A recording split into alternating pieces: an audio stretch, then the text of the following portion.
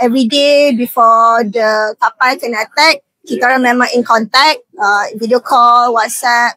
So tak ada any updates, kita orang tahu, the whole family tahu. Saya dapat WhatsApp daripada Dr. Fandi mengatakan kami mungkin diserang sekarang. So dah of course lah dia jadi tak tentu hala dah. Okay, lepas pada tu dah masuk berita, semua Facebook semua dah ada SOS, intercept semua tu. Bila WhatsApp tu satu tick je. So we know at that time memang all the devices memang diorang dah buang. Kita dah dapat tahu dia dah ditahan lah.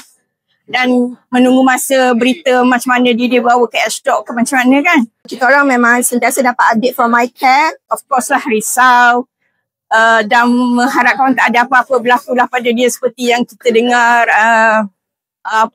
delegasi Sumuk Nusantara semua tu yang dikhianati oleh kekejaman Zionis ni kan. Selepas dibawa ke Ashdod, just kita mengikuti berita lah.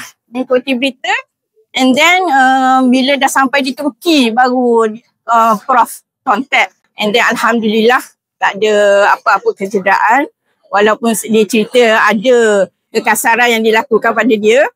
Alhamdulillah itu yang dapat saya cakap, memang lega dan gembira dan muka pun dah boleh senyum. Kita sokong perjuangan Prof, bangga dengan dia.